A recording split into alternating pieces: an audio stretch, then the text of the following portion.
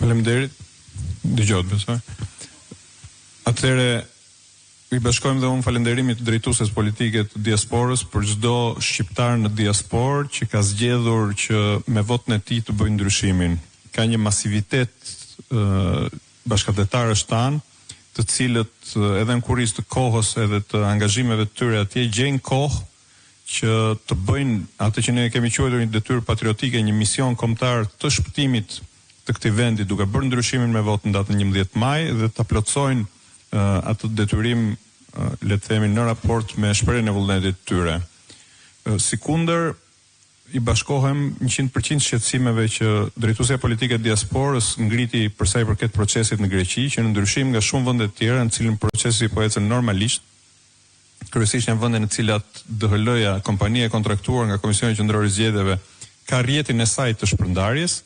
dhe përgjithsisht procesi po ecën sipas parashikimeve të cilat kanë qenë edhe garanci e këtij procesi. Pra, procesi i shpërndarjes së votës në diasporë bazohen disa elementë të rëndësishëm, njëri prej cilëve, më kryesori, ishte ai i individualizimit të shtetasit të cilit do t'i dorëzohej vota e dërguar nga Komisioni Qendror i Zgjedhjeve.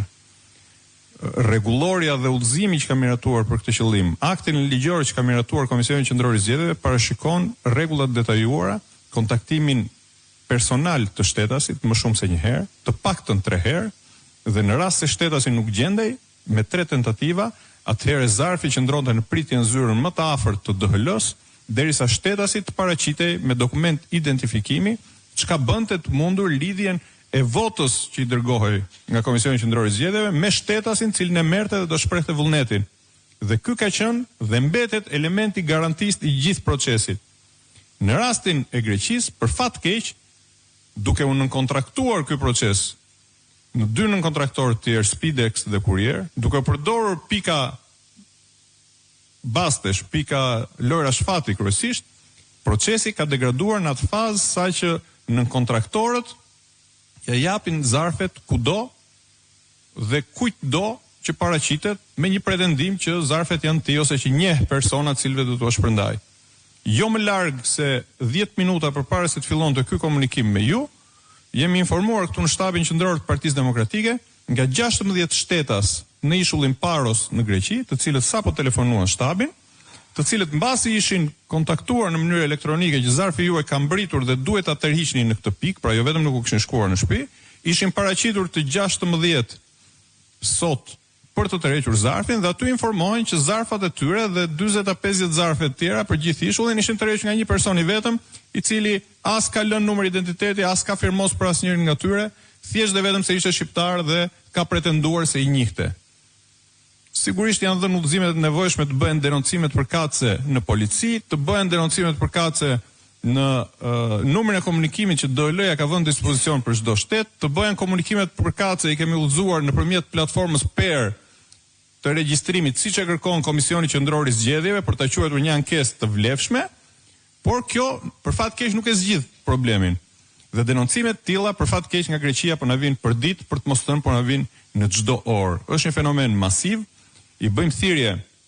Komisionit Qendror të Zgjedhjeve që ka përgjegjësinë ligjore dhe kushtetuese që ky proces të shkojë mbar deri në fund.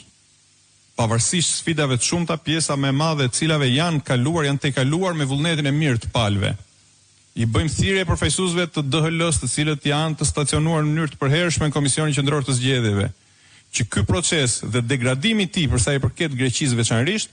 të mos hedh njollën e madhe të dyshimit, manipulimit të procesit në mbar vendet ku po ndodh, mund të themi me ritme normale në pjesën më të madhe të tyre, siç e tham në fillim të komunikimit.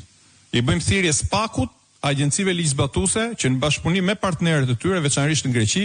të marrin gjitha masat, jo vetëm për të identifikuar shkelësit e ligjit, pjesën më të madhe të cilëve ne i kemi të identifikuar, dhe ja përcjellim me baza ditore SPAK-ut dhe agjencive të tjera ligjzbatuese me emra, të mos kujtojnë banditët e votës që janë duke bërë namin, duke mbledh zarfat e emigrantëve në Greqi që janë të pa identifikuar. I dim kush i merr në Kret që ka organizatën e Partisë Socialiste atje dhe shet mend edhe në Facebook që mbledh zarfat e emigrantëve. E dim kush e bën këtë në Paros, e dim kush po e bën në Athinë dhe ja përcjellim me baza ditore SPAK-ut me emra. ftohet SPAK-u, task force e famshme, të zgjohet nga letargjia, të bashkëpunojë me partnerët dhe të marrë gjitha masat që këta bandit zgjedhor të vijnë përpara përgjegjësisë. Kushtetuta e kërkon votën individuale, e kërkon të fshehtë, e kërkon të barabartë. Grabitja ditën për diell e zarfëve të qytetarëve të tjerë nuk e bën votën as individuale as të fshehtë.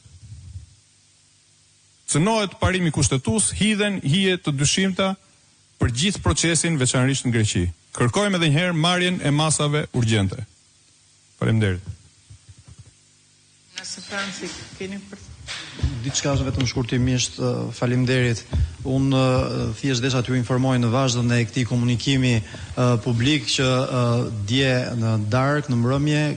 kemi depozituar në emër të koalicionit Aleanca për Shqipërinë Madhështore kërkesën zyrtare në KQZ me rastet e Greqisë dhe për problematikën e Greqisë. Është e vërtet ajo që u tha në fillim në këtë konferencë për një numër prej 6.000 votash që kanë ardhur brenda 24 orëve nga Greqia.